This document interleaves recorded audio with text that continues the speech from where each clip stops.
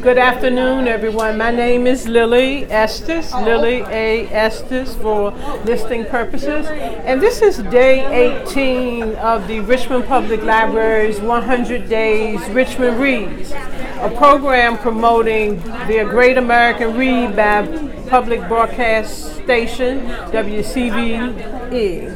Today I'm at the Richmond Urban Ministry Institute, who's co-convening the National Town Hall to end mass incarceration for women and girls. I've chosen the book, The Color Purple, because I think it speaks so specifically to issues concerning women, and some of what Ms. Walker captures in the book is just pitch perfect for how women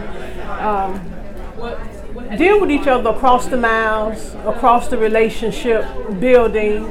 And the relationship with Celie and her sister is just pitch perfect.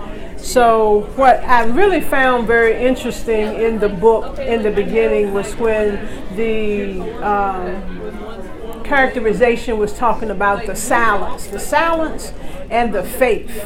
You know, those become critical pieces of humanity, of how we really build relationships. And this is really what we're talking about here today, is how do we build relationships with women, whether they've been incarcerated or whether they haven't been incarcerated, and how we keep young girls from becoming incarcerated.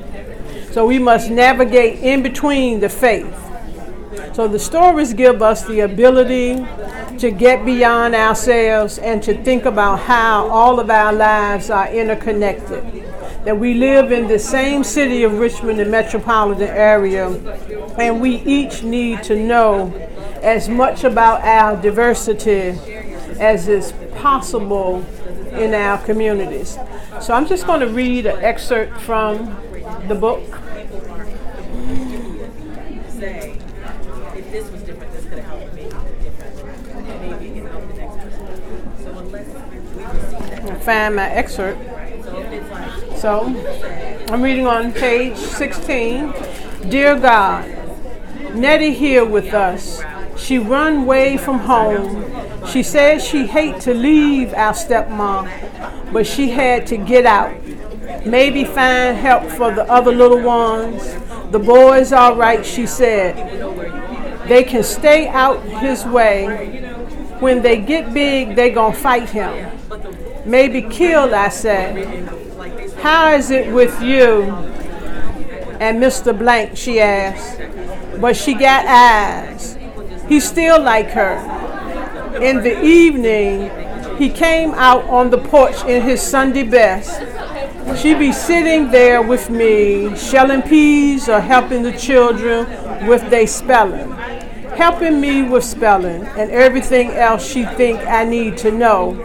No matter what happened, Nettie still try to teach me what way to go in the world, and she a good teacher too. It nearly killed me to think she might marry somebody like Mr. Blank or wind up in some white lady kitchen. All day she read, she studied, she practiced her handwriting and tried to get us to think. Maybe days I feel too tired to think, but patient is her middle name. Mr. Blank children all bright, but they mean. They say, Celie, I want this. Celie, I want that. Our mom let us have it. He don't say nothing. They try to get his attention. He hide in a puff of smoke. Don't let them run over you, Nettie say. You got to let them know who got the upper hand. They got it, I say. She keep on. You going to fight? You going to fight? But I don't know how to fight. All I know is how to stay alive. That's real pretty dress you got on, he said to Nettie. She said, thank you. Them shoes just look right. She said, thank you. Your skin, your hair, your teeth, every day is something else to make migration over. First she smiled a little, then she frowned. Then she don't know a special way at all. She just stick close to me. She tell me your skin, your hair, your teeth, He tried to give her a compliment. She passed it on to me. After a while, I get to feeling pretty cute. Soon he stopped. He said one night in bed, well, us done helped Nettie all we can. Now she got to go.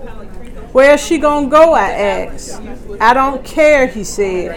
I tell Nettie the next morning, instead of being mad, she glad to go. Say she hate to leave me all.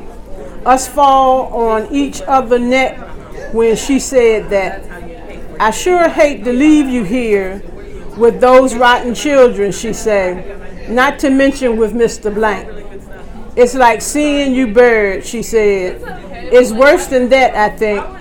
If I was buried, I wouldn't have to work. But I just say, never mind, never mind.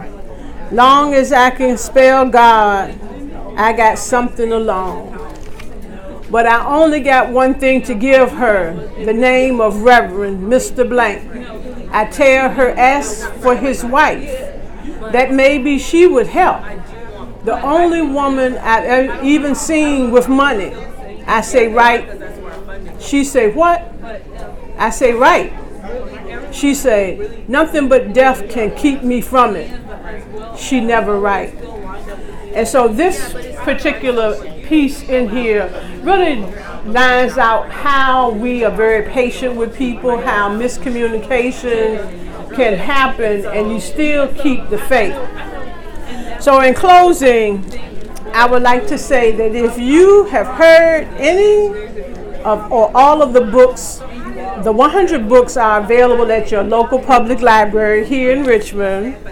And if you want to be a reader, you can find out where the next reading would be by visiting the website rvalibrary.org/100 days.